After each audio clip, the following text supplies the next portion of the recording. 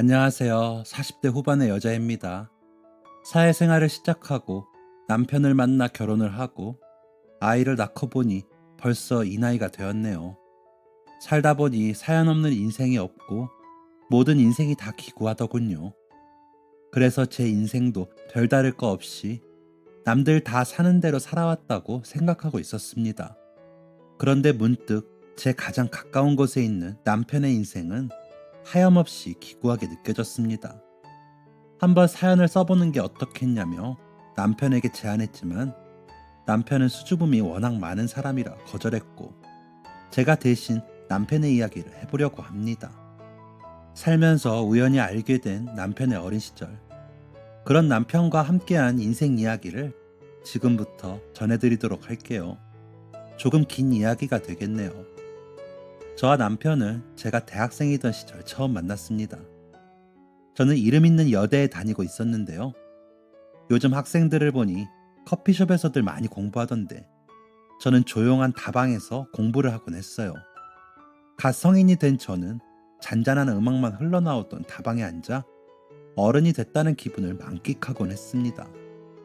고등학교도 갓 졸업한 어린애가 얼마나 어른인 척을 했는지 지금 생각하면 우습기만 하네요. 남편은 제가 다니던 다방 맞은편에 있는 식당의 종업원이었어요. 항상 다방에서 공부를 하다 그 식당에 가서 저녁을 먹곤 했는데 이런 일상이 반복되다 보니 식당 종업원에게 눈길이 가더군요. 처음엔 너무 평범한 모습에 저런 사람이 있는지조차 몰랐지만 뜨거운 국물을 쏟은 저에게 차분히 차가운 물수건을 가져다 주고 갈아입을 만한 여분의 옷을 가져다 준 것을 보고 마음이 가기 시작했습니다. 그때부터는 다방보다 식당을 많이 갔던 것 같아요. 배가 딱히 고프지 않은 날에는 친구들까지 데려가 밥을 사줄 정도로 끊임없이 식당 문지방을 넘어다녔습니다. 식당 사장님은 그렇게 자주 식당에 오는 제가 궁금하셨나 봐요. 왜 이렇게 자주 오는지 물으시더군요. 저는 그때 이때다 싶은 생각이 들었습니다. 그래서 사장님에게 이렇게 말했어요. 여기서 일하는 오빠가 마음에 들어서요. 라고 말이죠. 그때만 해도 여자애가 스스럼 없이 이런 이야기를 하면 여자애가 부끄러운 것도 모른다며 꾸중을 듣기 일쑤였습니다. 하지만 사장님은 껄껄 웃으시며 종업원 오빠의 어깨를 두드리셨어요. 좋을 때네. 세상이 바뀐다더니 예쁜 아가씨가 먼저 고백도 하고 말이야. 사장님의 이런 이야기를 들은 오빠의 얼굴은 새빨개져 있었습니다. 그때부터는 눈에 띄게 종업원 오빠가 저를 피하는 게 보였어요. 사실 저는 꽤 넉넉한 집안에서 태어나 외동딸로 사랑을 듬뿍 받으며 자랐기 때문에 누군가의 거절을 경험해 본 적이 별로 없었습니다. 아버지도 옛날 분답지 않게 어머니와 저에게 매우 다정하시기도 하셨죠. 보통 거절 당해본 적 없는 사람이 거절을 경험하면 충격을 받거나 상처받기도 한다는데 패기 넘치던 저는 오히려 승부욕에 불탔습니다. 나한테 안 넘어오나 보자 라는 게 제 속마음이었죠. 식당 사장님은 저의 편이었습니다. 제가 식당 앞에서 어슬렁거리고 있으면 종업원 오빠를 일찍 퇴근시켜주기도 하셨고 제가 식당에 가면 우물쭈물하는 오빠를 저에게 보내기도 하셨죠. 그럼에도 불구하고 종업원 오빠는 저를 밀어냈습니다. 하지만 해가 거듭되어도 저의 끈질긴 노력이 끝나지 않자 결국 저의 마음을 받아주게 되었죠. 그렇게 저희는 연애를 시작하게 되었습니다. 저의 남자친구, 그러니까 지금의 남편은 저보다 4살이 많은 사람이었어요. 대학은 휴학 중이라고 하더군요. 연애를 시작했던 당시 저의 나이는 21살. 해보고 싶은 것도 많고 보고 싶은 것도 많고 가고 싶은 곳도 많을 나이였습니다. 하지만 저의 남자친구는 매일매일을 치열하게 사는 사람이었어요. 아침에 눈을 뜨면 신문 배달을 했고 간단히 빵으로 끼니를 때운 후에는 저를 만난 식당으로 출근을 했죠. 그렇게 해가 질 때까지 일을 하고 나면 야간 공장으로 들어가서 일을 했습니다. 저는 일주일에 딱 하루, 그것도 오후에 3시간만 남자친구를 가까이에서 볼 수 있었어요. 평일에는 남자친구가 일하는 식당에서나 얼굴을 볼 수 있었죠. 철없던 저는 이렇게 바쁜 남자친구가 내심 야속했나 봅니다. 하루는 남자친구에게 왜 이렇게 오래 일해? 이제 25인데 놀기도 하고 그래야지. 부모님이 용돈 안 주셔? 라고 묻기도 했죠.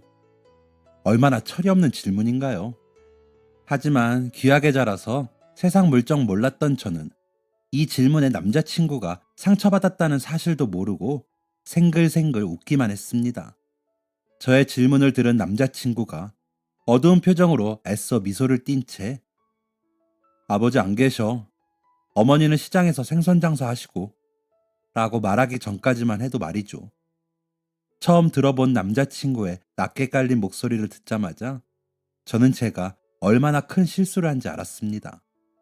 이후 저는 진지하게 남자친구가 이렇게까지 일을 해야 하는 이유에 대해 묻기 시작했어요. 이야기를 하기 꺼려하던 남자친구는 결국 이 얘기를 너가 다 듣고 나서도 내 곁에 있을진 모르겠지만 그래도 듣고 싶다면 말해주겠다며 자신의 과거를 꺼내놓았습니다. 나는 아버지 얼굴을 본 적이 없어. 어머니가 나를 가졌다고 말하자마자 떠났다고 하시더라. 남자친구의 어린 시절 이야기는 처음부터 저에게 너무나 큰 충격이었습니다. 자기 자식을 가진 여자를 떠난 남자라니 상상조차 해본 적이 없는 이야기였죠. 여자 혼자 아이를 키우는 건 쉬운 일이 아니야. 하지만 어머니는 나를 책임지시려고 할 수 있는 모든 일을 다 하셨어. 시장에서 장사가 자리 잡는 동안 수도 없이 시비에 휘말리셔야 했고 그 흔한 립스틱 하나 돈 아까워서 못 사는 분이셨지. 이 이야기를 하는 남자친구의 목소리는 살짝 떨리는 것처럼 보였습니다. 그래서 나는 아주 어렸을 때부터 돈을 벌기로 다짐했어. 어머니가 혼자 고생하시는 게 싫었거든. 그런데 처음 우유 배달을 하고 집에 돌아온 날 어머니는 처음으로 회초리를 드셨어. 저는 너무 놀랐습니다. 대체 어머니 짐을 덜어드리려고 새벽에 우유 배달을 하는 아들을 혼낼 이유가 뭐가 있단 말이야? 라는 생각으로 말이죠. 왜? 라는 저의 질문에 남자친구는 피칸이 웃으며 공부하라고. 지금은 공부할 때지. 이렇게 손에 굳은 살 베겨가며 일할 때가 아니라고 혼내셨어. 라고 대답했습니다. 저는 그제야 아 하며 남자친구 어머니의 속마음을 눈치챌 수 있었어요. 남자친구의 어머니는 당장의 생계 유지를 보고 살아오신 게 아니었습니다. 정말 남자친구가 꿈을 찾고 꿈을 이룰 수 있기를 바라셨던 것이죠. 그런데 의아했습니다. 남자친구는 당시 제대로 쉬지도 못하면서 일을 하고 있었으니까요.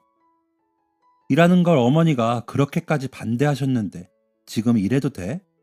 라는 저의 질문에 남자친구는 어머니는 지금 학교 다니는 줄 아셔. 라고 대답했습니다. 그러면 도대체 왜 이렇게까지 일을 하는 거야? 라는 저의 질문을 타고 돌아온 남자친구의 대답은 저를 숙연하게 만들었어요. 어머니가 편찮으셔. 내가 모르는 줄 아시겠지만 수술만 하면 금방 나을 수 있는 병이라더라. 그래서 바짝 돈을 모으고 있는 중이야. 이제야 모든 것이 이해가 됐습니다. 일하느라 바쁘다며 1년가량이나 저를 밀어내던 남자친구의 모습. 하루도 제대로 쉬지도 못하고 일을 하던 남자친구의 모습까지. 없는 시간을 내서 저를 만나러 와준 남자친구에게 조금만 더 있으면 안 돼? 라고 투정을 부렸던 제 모습이 하염없이 부끄러워지는 순간이었습니다.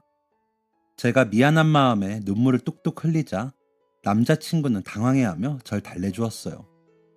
괜찮아. 이제 거의 다 모았고 어머니 수술시켜드릴 일만 남았어. 정말 괜찮아. 하지만 미안함, 안쓰러움, 부끄러움이 모두 섞인 저의 울음은 쉽게 그치지 않았습니다. 결국 한참의 시간이 흐르고 남자친구가 다시 일터로 돌아갔을 때 저는 다짐했습니다. 남자친구가 돈을 모으는데 도움을 주기로 말이죠. 방학도 했겠다. 남는 게 시간이었던 저는 그 길로 일을 알아보러 다녔습니다. 생각보다 일자리는 쉽게 구해졌어요. 일하는 것도 그리 힘들지 않았습니다. 남자친구에게는 일을 한다는 걸 비밀로 한 채 2주 정도가 지났을까요? 생각하지도 못한 곳에서 문제가 터졌습니다. 그날도 아침 일찍 나갈 준비를 하고 있는데 어머니가 저를 불러 세우셨습니다. 방학도 했는데 어디 놀러 가지도 않고 매일 아침마다 어디 그렇게 바쁘게 가? 아침 일찍 나가서 밤늦게 들어오고 이상한 거 하고 다니는 거 아니지? 걱정이 뚝뚝 묻어나는 말투였죠. 저는 어머니의 걱정을 덜어드리고자 나 요즘 일해 라고 당당하게 말해버렸습니다. 이 말이 부모님의 걱정을 더욱 크게 만들 거란 건 생각하지도 못했죠. 거실에서 신문을 읽으시던 아버지는 어머니만큼이나 깜짝 놀라서 되물으셨습니다. 너가 일을 한다고? 저는 이런 반응은 생각하지 못했기 때문에 의아한 마음으로 고개를 끄덕였습니다. 대체 너가 뭐가 부족해서 일을 해? 용돈이 부족해? 그러면 용돈을 올려달라고 말을 하지. 당장이라도 지갑을 열어서 있는 돈을 다 꺼내주실 것 같은 어머니에게 저는 그게 아니다 라고 말할 수가 없었습니다. 거기서 남자친구 도와주려고 돈 벌어요 라고 말할 수는 없었으니까요. 애써 얼버무리고 일을 하러 간 날, 그날은 하필 남자친구와 만나는 날이었습니다. 딸을 걱정하는 마음에 가게로 찾아오신 부모님과 남자친구가 만나기 딱 좋은 상황이었죠. 부모님과 남자친구, 그리고 제가 함께 모인 그 상황은 살얼음판 그 자체였습니다. 남자친구는 정중하게 부모님에게 인사를 드렸지만 부모님의 표정은 풀릴 기미가 보이지 않았어요. 그도 그럴 것이 남자친구는 일을 마치고 바로 온 거라 행색이 다소 추레했거든요. 부모님은 남자친구를 데리고 함께 집으로 가셨고 그곳에서 남자친구의 호구조사를 샅샅이 하셨습니다. 부모님은 두 분 다 계시냐? 아버지는 뭐 하시던 분이었냐? 어머니는 뭘 하시냐? 형제는 있느냐와 같은 질문들이 이어졌죠. 저는 혹여나 이런 질문이 남자친구에게 상처가 될까봐 노심초사했습니다. 남자친구의 가정 형편이 일반적이지 않다는 사실을 알고 있었기 때문이죠. 하지만 남자친구는 덤덤하게 아버지의 질문에 대답했습니다.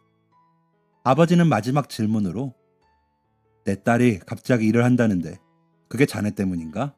물으셨고 이에 남자친구는 아무 대답하지 못하다가 네, 그런 것 같습니다 라는 말을 남겼죠.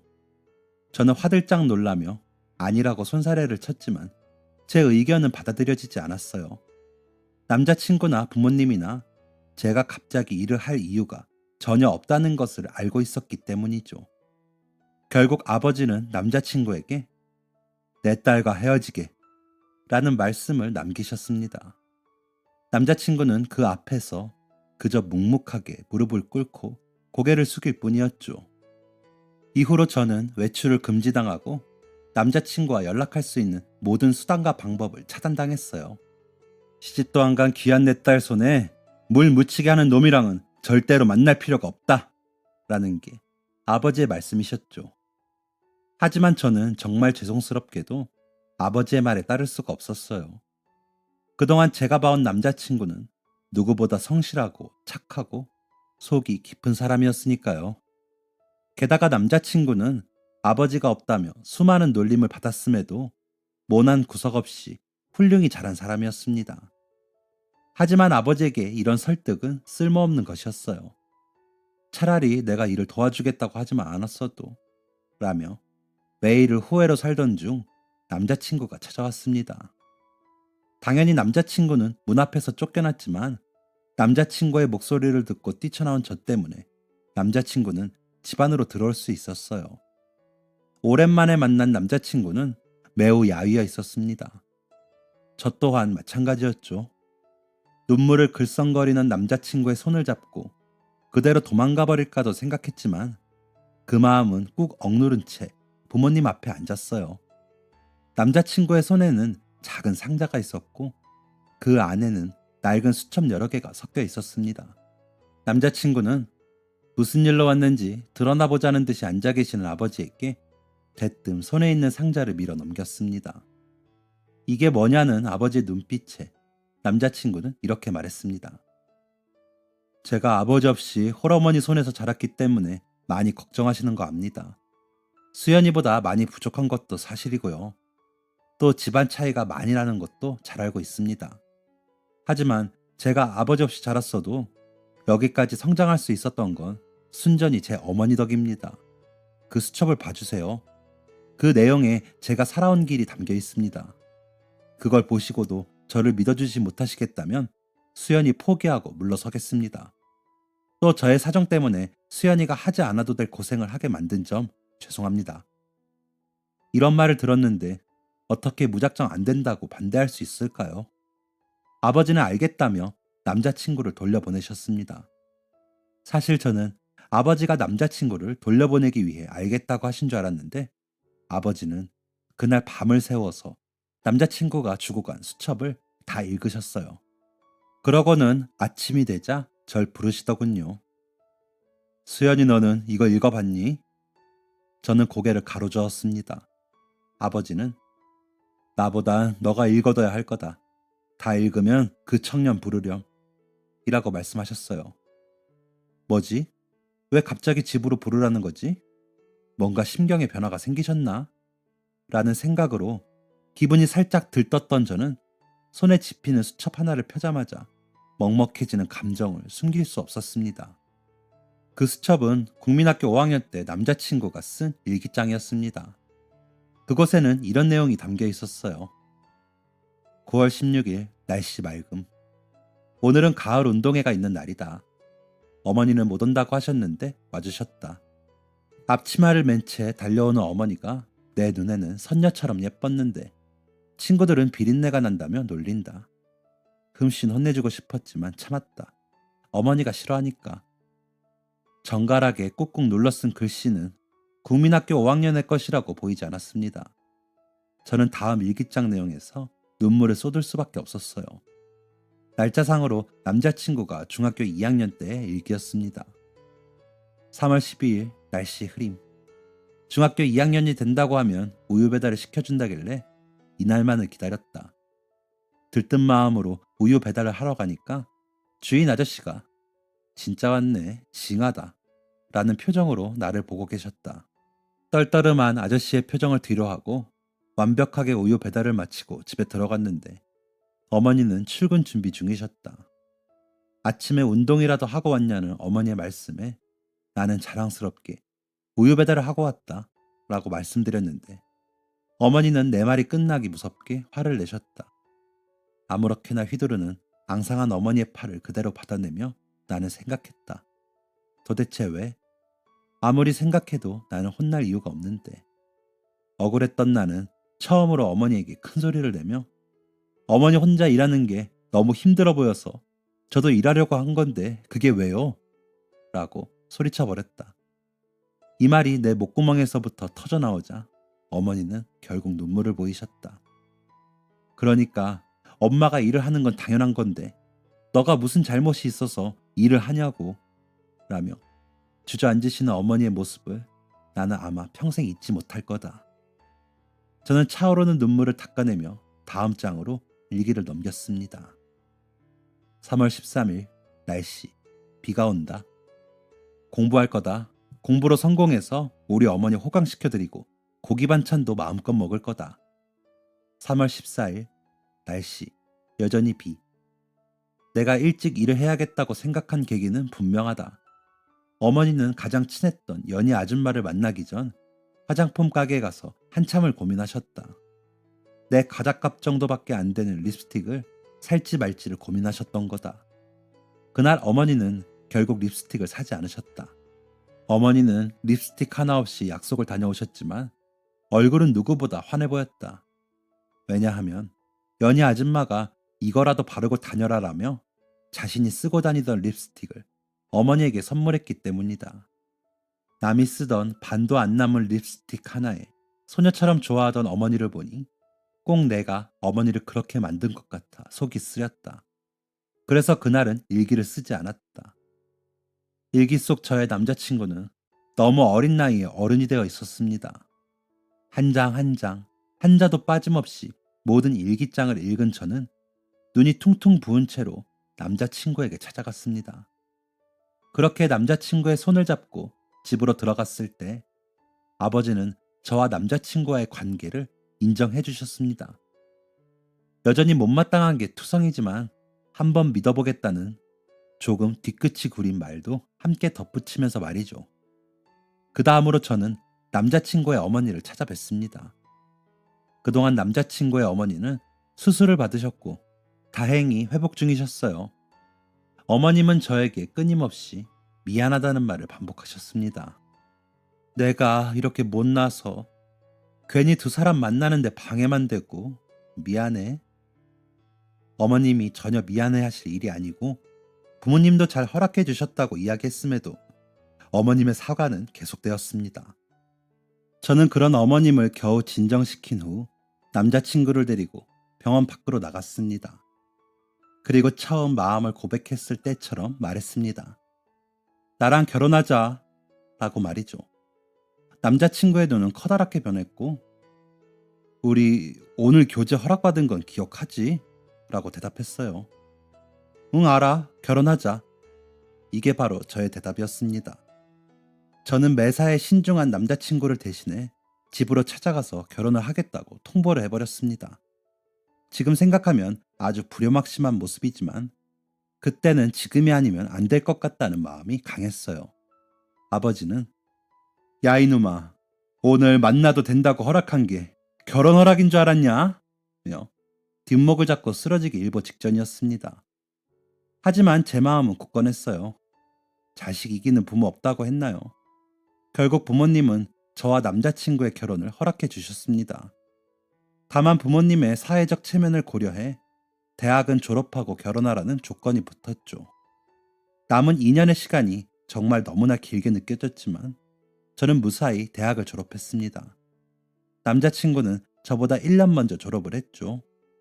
남자친구가 졸업을 하고 제가 학교를 다니는 1년 동안 남자친구는 현재 이름만 대면 아는 기업에 입사하게 되었습니다. 남자친구가 안정적인 직장까지 생겼겠다. 저는 졸업을 하자마자 기다렸다는 듯이 남자친구와 결혼식을 올렸습니다. 여전히 아리송한 표정을 하는 부모님은 사실 제 안중에도 없었죠. 그때는 남자친구의 성장 배경이 못마땅하신 거라고 생각했는데 지금 보면 그저 딸 훔쳐가는 도둑놈이 못마땅했을 뿐이라고 생각이 되네요. 어쨌든 어린 나이에 결혼 생활을 시작한 저와 남자친구, 아니 남편은 모아둔 돈이 없었기 때문에 16평짜리 재건축 아파트에서 월세로 신혼살림을 꾸렸습니다. 부모님이 충분히 지원해 주실 수 있는 상황이었지만 부모님이 반대했던 결혼을 한 딸의 입장에서 너무 양심에 찔리더군요. 그래서 제 힘으로 자립해 보겠다고 말씀드렸습니다. 저는 결혼과 동시에 일자리를 구해야 했어요. 말씀드렸듯이 모아둔 돈도 없었고 남편 월급만으로는 더 나은 생활이 어려웠기 때문이죠. 무엇보다 여전히 아들에게 손 안 벌리고 생선 장사하시는 시어머니에게 넉넉하게 용돈을 드리고 싶었습니다. 첫 월급을 받은 날 저는 남편과 함께 시어머니를 찾아뵀습니다. 그리고 제 월급 봉투를 드렸죠. 이게 뭐니? 라는 시어머니의 질문에 저는 저희 남편 낳아주시고 길러주셔서 감사해요. 이건 그 누구를 위해서 쓰지 마시고 꼭 어머님을 위해서 쓰세요. 꼭이요. 라고 대답했습니다. 그러자 시어머니는 화들짝 놀라시며 봉투를 저에게 던지듯이 안겨주셨어요.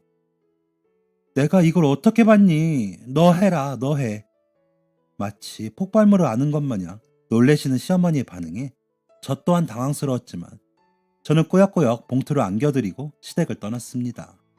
남편은 걱정스러운 표정으로 정말 다 드려도 괜찮겠어? 라고 물었지만 제가 할 수 있는 대답은 딱 하나였어요. 괜찮아, 하나도 안 아까워. 그렇게 월세집이 전셋집으로 바뀌고 생활이 조금씩 안정되었을 때 저는 남편과 저의 부모님 사이의 기류가 묘하게 달라졌다는 것을 알게 되었습니다. 나보다 남편을 더 기다리는 것 같은데? 라는 생각이 들 정도였죠.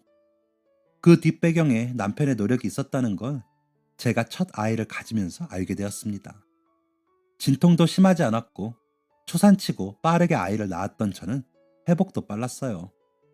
아이를 낳은 지 보름 정도가 됐을 때 어머니와 함께 찾아온 아버지는 남편만 데리고 살짝 나가셨습니다. 두 사람이 제 앞에서 따로 자리를 옮기는 건 한 번도 본 적이 없었기 때문에 의아한 마음에 어머니에게 물었습니다. 아빠가 웬일로 남편을 데리고 나간대요? 그러자 어머니는 저보다 더 의아해하시며 얘는 두 사람이 자주 놀러 다니잖아 라는 깜짝 놀랄 만한 이야기를 하셨죠. 너무 놀라 어떻게 된 일인지 어머니에게 여쭤보니 남편은 결혼을 준비하던 때부터 아버지의 낚시를 따라다녔다고 합니다. 저는 정말 상상조차 하지 못했어요. 왜냐하면 남편은 물 공포증이 있기 때문이죠. 그런 사람이 아버지에게는 낚시라면 환장한다 라고 말했다고 합니다. 그리고 때 되면 우리 어머니 선물 사서 가져다 드리고 편찮으실 땐 죽도 써드렸다고 하죠. 전부 저한테는 일하러 나간다고 말한 후 벌인 일이라 정말 깜짝같이 속았습니다. 그동안 남편의 낚시 수준은 일치월장했고 어머니와의 관계는 말할 것도 없이 좋아졌습니다. 어쩐지 어느 순간부터 어머니가 좋은 화장품만 있으면 시어머니를 드리라고 주시더라고요. 남편과 아버지가 돌아오고 부모님이 떠나신 후 저는 남편에게 물었습니다. 왜 그동안 아버지랑 따로 만나는 거 말 안 했어? 그러자 남편은 저에게 내가 장인 장모님한테 잘하는 건 당연한 건데 괜히 당신이 부담 느껴서 우리 어머니한테 무리할까봐 걱정됐어 라고 대답했습니다. 저는 아주 살짝 어이가 없어서 당신이 우리 부모님한테 잘하는 것만큼 나도 시어머니한테 잘해야지 그게 무슨 말이야 라며 조금은 쏘아 붙이듯이 물었습니다. 그러자 남편은 제가 남편 병원비에 보탬이 되겠다고 일을 했던 일을 꺼내놓더군요. 나 돕겠다고 평생 해보지도 않은 일을 했던 사람인데 내가 어떻게 부담을 안 가질 수가 있겠어. 정말 그날은 남편의 순수함 때문에 한참을 웃었습니다. 그게 언제적 일인데 아직도 그때 일을 마음에 담아두고 있는 거냐며 남편을 놀리기도 했죠. 그래서 오늘은 아빠랑 왜 나갔다 온 거야? 저의 질문에 남편은 한참 동안 아무 말 하지 않았습니다. 나한테 말하지 못할 비밀이라도 있나 싶어서 남편을 바라만 보고 있는데 남편은 제 눈치를 살피다 입을 열었습니다. 그냥 아버님이랑 이런저런 이야기 한 거지 뭐. 이거 뭔가 있다 싶은 생각에 저는 취조 아닌 취조를 시작했습니다. 그러자 결국 남편은 아버지와 어떤 대화가 오고 갔는지 순순히 대답했어요. 남편의 입에서 흘러나온 이야기는 제 마음을 조금 무겁게 만들면서도 조금은 가볍게 만들어 주었습니다. 아이가 태어났잖아. 그렇지, 아주 예쁜 아들이지. 아들이 태어나서 부모가 된 기분이 어떻냐고 물어보시더라고. 그래서 뭐라고 했어? 아주 들뜨고 기쁜데 한편으로는 두렵다고 말씀드렸어. 남편의 두렵다는 말은 저에게도 해당되는 이야기였습니다. 지금도 아이를 볼 때마다 이 아이를 어떻게 키워야 하나 라는 부담감이 무겁게 느껴지니까요. 하지만 남편의 두려움은 아마 조금 달랐을 겁니다. 나는 아버지 없이 자랐으니까 아버지 사랑을 못 받고 자란 내가 어떻게 좋은 아버지가 될 수 있나라는 두려움이 생겨. 사실 남편은 이 문제 때문에 한동안 아이를 갖는 걸 고사했었습니다. 저의 오랜 설득을 통해 아이를 가진 거였죠. 전 남편이 좋은 아버지가 될 거란 확신이 있었지만 남편은 아니었어요. 아마 아버지가 임신한 어머님을 두고 떠난 그 사건이 남편에게 좋지 않은 트라우마가 됐겠죠. 아이가 태어난 게 두렵다고 말하고 아버님 눈치를 살피는데 좋아 보이지 않으시더라. 나는 역시나 아버지 없이 자란 내가 손주를 잘 키울 수 있을까 걱정되시나 보다 라고 생각했어. 사실 저도 아버지가 그런 생각을 하셨을 수도 있겠다는 생각을 했습니다. 하지만 아버님은 내가 손주를 잘 키울 수 있을지 손주를 걱정한 게 아니라 나를 걱정하고 계셨어. 당신을? 받아본 적 없는 아버지 사랑을 아들에게 줘야 하는 게 얼마나 부담스럽고 무섭겠냐고. 그리고 이어진 남편의 말은 제 마음을 뭉클하게 만들었습니다. 아버님은 나를 볼 때마다 항상 마음이 무거우셨대. 나는 항상 아버님을 친아버지처럼 생각하고 행동하는 것 같은데 아버님은 나를 친자식처럼 대해주지 못하는 것 같아서. 확실히 저희 아버지는 결혼한 자식 내외에게 어느 정도 선을 그으시는 분이었습니다. 결혼하면 각자 가정에 충실해야 한다면서 말이죠. 그런데 나는 한 번도 아버님이 나한테 차갑게 대한다고 느끼지 않았어. 지금으로 충분했는데 그렇게 말씀하시니까 몸둘 바를 모르겠더라. 그래서 정말 괜찮다고 말씀드렸더니 아버님은 남편은 말을 잇지 못했습니다. 목이 메는지 한참을 고개를 떨구고 있었죠. 저는 조용히 남편의 어깨를 두드려주며 기다렸습니다. 남편은 마음이 조금은 진정됐는지 말을 이었어요. 나한테 친아버지, 친아들처럼 대하지 말고 그냥 아들 하라고. 아버님이 내 아버지가 되어주시겠다고 그렇게 말씀하셨어. 이 말을 끝으로 눈물을 한 방울 흘린 남편의 눈물을 닦아주며 그럼 당신 아버지 생겼네? 라고 말해주었습니다. 그 이후로는 뭐 두 사람 안중에는 제가 없었어요. 아무리 예쁜 손주를 데려가도 아버지의 시선은 남편에게 고정되어 있었죠. 하루는 나를 잡고 아버지에게 가서 물었습니다. 아무리 사이가 잘한다고 해도 그렇지 어떻게 손주한테 눈길 한 번 안 준담? 제 질문을 들은 아버지는 품에 아이를 안아들고 말씀하셨어요. 내가 언제 손주한테 눈길 한 번 안 줬다고 그래? 우리 사위 예쁘지. 자기 할 일 척척 해내고 너한테도 잘하고 어찌 그렇게 잘 컸나 신기할 따름이야. 그런데 예쁘다고 다 예쁠 거라 생각하면 오산이야. 예쁜 사람일수록 숨겨둔 상처 하나 있는 법이다. 그리고 그 상처는 아무리 사랑하는 아내여도 보듬어주기 힘들 수 있어. 우리 사위는 아버지에게 받은 상처가 있지. 그건 아버지만이 치료해줄 수 있는 거야. 아버지의 이야기는 설득력이 있었어요.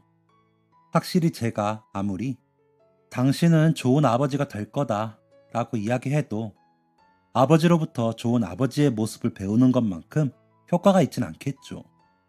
아버지는 이어서 이렇게도 말씀하셨습니다. 그리고 내가 보여준 아버지의 사랑이 누구한테 흘러가겠니? 바로 요 녀석한테 흘러가는 거지. 품에 안은 아이의 코를 살짝 건들며 웃으시던 아버지는 시간을 확인하고는 황급히 아이를 저에게 넘기셨습니다. 아이고, 오늘은 너무 중요한 날인데 이걸 까먹었네. 수연아, 어서 가라. 저는 얼굴에 물음표를 띄고 물었습니다. 지금 시간이 몇 시인데 무슨 일이길래 그러세요? 제가 묻자 아버지는 우리 사위랑 술 한잔 하기로 했다 라며 웃어 보이셨습니다. 저는 네? 라고 소리치며 매우 깜짝 놀랐어요. 어머니에게 찾아가서 엄마, 아빠 오늘 술 마신다는데 그거 알고 있었어요? 라고 물었고 어머니는 너 아기 가졌을 때부터 얘기했었지. 근데 그게 오늘이라니? 라고 대답하셨습니다. 제가 이렇게 놀란 이유는 따로 있었어요. 일단 아버지는 오래전 금주를 선언하셨습니다. 그 이유는 아버지가 회식 자리에서 술을 먹느라 제가 태어나는 날에 못 오셨기 때문이죠. 일자리에서 술 먹는 거 충분히 있을 수 있는 일이지만 아무 연락도 못 받고 고주망태가 되었다는 건 질책받을 만했습니다. 그때 아버지는 이리저리 끌려다니며 한 소리를 들으셨다고 하죠. 그런데 그 당시 가장 속상했던 건 아버지였다고 해요. 하나뿐인 딸내미가 태어나는 장면을 놓친 거니까요. 어릴 적 아버지는 제 배꼽을 볼 때마다 아버지가 잘랐으면 이것보다 예쁜 배꼽 나왔을 텐데 라며 한탄을 하곤 하셨죠. 그 아쉬움은 결국 아버지의 금주 선언으로까지 이어졌습니다. 내가 술 때문에 자식이 태어나는 것도 못 봤으니 다시는 술을 먹지 않겠다. 기한은 바로 제가 자식을 낳을 때까지였죠. 아버지는 정말 그 약속을 지키셨습니다. 회사 생활을 하며 술을 먹어야 하는 상황이 수도 없이 많았을 텐데 그럼에도 불구하고 술은 입에도 대지 않으셨어요. 자연스럽게 친구분들과도 조금씩 멀어지셨죠. 그렇게 자신과의 약속을 끝까지 지키신 아버지는 제가 아이를 출산하는 모든 시간 동안 함께 계셨습니다. 분만실에 들어가는 순간까지요. 그렇게 악착같이 술을 끊으셨던 아버지가 술 한잔 하신다니 감회가 새로웠습니다. 남편에게는 아무 이야기 듣지 못했는데 아마 아버지가 직접 말하기 전까지 비밀로 해달라고 말씀하셨겠죠. 그렇게 남편과 술을 한잔 한 다음 날부터 두 사람은 둘도 없는 술 친구가 되었습니다. 오랫동안 술을 마시지 않았던 탓에 아버지는 술을 잘 못 드십니다. 남편도 술을 잘 못하는 사람이니 두 사람은 정말 환상의 짝꿍이죠. 현재로 돌아와서 10년 전쯤이었나요? 우리 가족에게는 좋은 일이 하나 생겼습니다. 월세방에서 시작해서 전셋집을 전전하던 저희 가족에게 드디어 자가가 생긴 것이죠. 저는 이 기쁜 소식을 저희 부모님이 아니라 시어머니에게 가장 먼저 알렸습니다. 어머니, 저희 집 샀어요. 라는 제 말에 시어머니는 펑펑 우시며 그래, 너희 알뜰하게 살더니 그럴 줄 알았다. 라고 말씀하셨죠. 내가 한평생 내 집 없이 살아서 내 아들도 집 없이 살다 가면 어떻게 하나 걱정했는데 고맙다. 고마워. 이렇게 말씀하시는 어머님의 얼굴은 한결 가벼워 보였습니다. 어머님과 한참 시간을 보내다 집으로 돌아가려고 하는데 어머님이 제 손을 잡으셨어요. 이거 가지고 가라. 라며 저에게 건네주신 건 통장이었습니다. 이게 뭐예요, 어머님? 이라고 말하며 통장을 열어보자 통장에는 2월 수연, 3월 수연, 4월 수연이라는 글씨가 입금 내역과 함께 찍혀 있었어요. 저희 부모님은 노후 자금이 필요 없으시기 때문에 저는 항상 제 월급의 반을 어머님께 드렸었습니다. 그 돈으로 노후 대비도 하시고 편하게 사시라는 마음이었어요. 그런데 어머님은 그 돈을 모두 모으고 계셨던 거예요. 첫 월급을 받은 날, 월급 전부를 드렸던 것도 그대로 넣어두셨더라고요. 어머님, 이걸 그대로 모아두시면 어떡해요? 어머님 쓰셔야죠. 라며 글썽이는 저에게 어머님은 말없이 웃으시며 어깨를 쓰다듬어 줄 뿐이셨어요. 그날 집으로 돌아온 저와 남편은 진지하게 어머님을 모시는 걸 고민했습니다. 부모님께도 말씀드리니 너무 잘한 선택이라며 칭찬해 주셨고요. 사부인 적적하실 텐데 모시고 살면 너무 좋지. 조금 늦은 감도 없지 않다. 라는 어머니의 말을 듣자마자 저는 남편을 데리고 시댁으로 향했습니다. 시어머니는 함께 살자는 저의 말에 손사래를 치셨지만 며칠 동안 시어머니를 찾아뵈며 설득하는 저희의 고집을 꺾진 못하셨습니다. 지금 보니 저는 늘 부모님들에게 고집만 부리는 것 같네요. 어쨌든 남편과 저, 아이, 그리고 시어머니까지 저희 네 식구는 오늘도 행복하게 살고 있습니다. 아, 아들은 성인이 돼서 따로 살고 있으니 빼야 할까요? 저의 사연은 여기까지입니다. 제 사연을 읽어주셔서 감사해요. 모두들 가족들과 행복한 하루 보내시길 바랍니다. 안녕히 계세요. 지금까지 사연 들어주셔서 감사합니다. 사연이 재밌으셨다면 구독과 좋아요를 눌러주세요. 감사합니다. 안녕히 계세요.